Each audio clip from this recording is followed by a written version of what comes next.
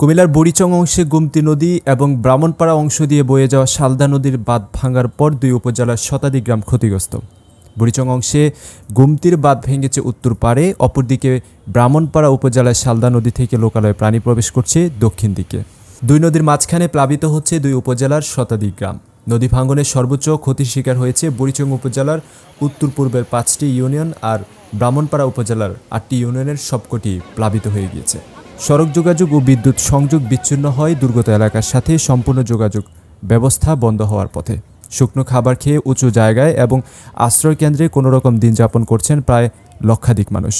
সংকট দেখা দিয়েছে শিশু খাদ্য ও ওষুধের। পর্যাপ্ত নৌকা ও স্পিডবোট না থাকায় মানুষজনকে উদ্ধার করতে পারছে না স্বেচ্ছাসেবীরা। বুড়িচং এবং ব্রাহ্মণপাড়া উপজেলার বিভিন্ন এলাকা ঘুরে দেখা গেছে শালদা নদীর ভাঙনের ফলে নতুন করে প্লাবিত হওয়া এলাকার মানুষজন বুড়িচংয়ের সড়ক দিয়ে শহরের দিকে আসছেন। তারা বলছেন, যোগাযোগ ব্যবস্থা ভালো না হওয়ায় এবং সড়কে পরিবহন চলাচল না করায় ঘর থেকে কোনো মালামাল বের করে আনতে পারেননি।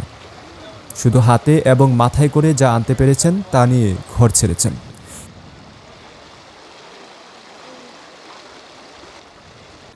আমরা তো যে 4 দিন ধরে এই পানির মধ্যে বন্দি, 4-5 দিন। তো আজকে খাইতেছি, এখান থেকে কিছু যা দেয় খাই, কোনো রকমে বাঁচাছি। খানার থেকে তো আমরা বেশি ক্ষতিগ্রস্ত হয়েছে। এড়ি লইয়া কি খামু, এড়ি তো খানার তো কোনো ইয়া নাই। আমরা তো যে ক্ষতি হয়েছে, ক্ষতি চিন্তা তো আমরা খানাও পেটে ঢুকে না, বুঝছেন? এই অবস্থা আমরা কি করবো, আমরা নিজেও চিন্তা করে কুল পাই না কি করবো। আমরা জীবনে সব সম্বল শেষ। আমরা যে ক্ষতি হয়েছে আমরা বললে মানে এটা শেষ করতে পারতাম না। আমরা যত পরিমাণ ক্ষতি হয়েছে, আমরা জীবনে সব সম্বল শেষ, আর কি বলবো। আমরা খুব মানুষের গড়ের চালে গাছেরও ফুটে গেছে, মনে ঘর বাড়ি তখন সঠিক বলা যায় না, যে মানুষ যাইতে পারলে না সঠিকটা বলতে পারতো। আমি চাই সবাই যে নির্বিশেষে সবাইকে উদ্ধার করার নামে পড়ন, যে অবস্থায় আছে সেই অবস্থায় একজনকে আমি নিজে বেশি আছি, আরেকজনের বাঁচানো। কুমিল্লা জেলা প্রশাসনের পক্ষ থেকে বলা হয়েছে, বন্যার্তদের জন্য পর্যাপ্ত ত্রাণ মজুদ রয়েছে। পানি বেশি উচ্চতায় ওঠার আগেই বন্যার্ত মানুষকে আশ্রয় কেন্দ্রগুলোতে যাওয়ার জন্য নির্দেশনা দেওয়া হয়েছে। জেলা ত্রাণ ও দুর্যোগ ব্যবস্থাপনা কর্মকর্তা আবেদ আলী বলেন, ইতিমধ্যে জেলার 14 উপজেলা বন্যা কবলিত হয়ে পড়েছে। সর্বশেষ গুমতি ও শালদা নদীর ভাঙনের ফলে বুড়িচং এবং ব্রাহ্মণপাড়া উপজেলা প্লাবিত হয়ে যায়। দুর্গত এলাকাগুলোতে ত্রাণ সহায়তা পাঠানো হচ্ছে এবং আরও ত্রাণের জন্য মন্ত্রণালয়ে চাহিদা প্রেরণ করা হয়েছে। আমাদের গুমতি নদীর বাঁধ ভেঙে বুড়িচং উপজেলা সহ বিভিন্ন এলাকা, ব্রাহ্মণপাড়া সহ বিভিন্ন এলাকা প্লাবিত হয়েছে এবং এখনও হচ্ছে। তো এই মুহূর্তে আমাদের যে ত্রাণ কার্যক্রম সেটা চলমান আছে। সরকারিভাবে ত্রাণ তৎপরতা আছে এবং যথেষ্ট পরিমাণ মজুদ আমাদের হাতে আছে। এছাড়াও আমরা বিভিন্ন ধরনের চাহিদা আমরা মন্ত্রণালয়ে লিখেছি, শুকনা খাবার এবং নগদত্ব। পাশাপাশি বেসরকারিভাবে বিভিন্ন প্রতিষ্ঠান, বিভিন্ন এনজিও, ব্যাংক, স্বেচ্ছাসেবী সংগঠন তারাও সহায়তার জন্য এগিয়ে আসছে এবং তারা বিতরণ কার্যক্রম এখন এই মুহূর্তে চলমান রয়েছে।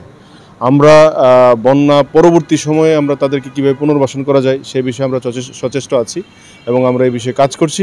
আমরা আশা করি খুব দ্রুতই বন্যার পানি নেমে যাবে এবং একটা স্বাভাবিক অবস্থায় ফিরে আসবে। উদ্ধার কাজ করতে গিয়ে অনেকেই নৌকা, স্পিডবোটের সংকটে ভুগছে, এটা নিয়ে কি কোনো? হ্যাঁ, আপনি জানেন যে কুমিল্লা যেখানে বিশেষ করে বুড়িচং এলাকাটাই এখানে এমনভাবে পরিবেষ্টিত যেখানে যে সহজেই খুব নৌকা এখানে আনা সম্ভব হয় না। তারপরেও আমরা বিভিন্ন জায়গায় পার্শ্ববর্তী জেলা সহ ঢাকা থেকে আমরা চেষ্টা করেছি এবং আসছে। ব্যক্তিগতভাবেও অনেক এজেন্সি এখানে কাজ করছে, তারা নৌকা নিয়ে উদ্ধার কার্যক্রম পরিচালনা করেছে এবং এখনও চলমান আছে। আর কতটা আশ্রয়কেন্দ্রে কতজন মানুষ সর্বশেষ আশ্রয় নিয়েছে? আমাদের এই মুহূর্তে আশ্রয়কেন্দ্র 724টি আশ্রয়কেন্দ্র আছেন এবং আশ্রয়ে আছে প্রায় 55,000 লোক এই মুহূর্তে আশ্রয়কেন্দ্রে আছে। তাদের জন্য পর্যাপ্ত খাবার বা চিকিৎসা সুবিধা? হ্যাঁ, চিকিৎসা সুবিধা পর্যাপ্ত আছে। মেডিকেল টিম আমাদের প্রত্যেকটা ইউনিয়ন পর্যায়ে, গ্রাম পর্যায়ে কাজ করছে এবং বিভিন্ন এনজিও, বিভিন্ন সংস্থা থেকেও অনেক ডাক্তার আমার সাথে পার্সোনালি কথা বলেছেন, তারাও এখানে আসছেন এবং এখনও ঢাকা থেকে আজকেও একটা টিম আসবেন, তারা বিভিন্ন উপজেলায় কাজ করবেন। কাগজ নিউজ ডেস্ক।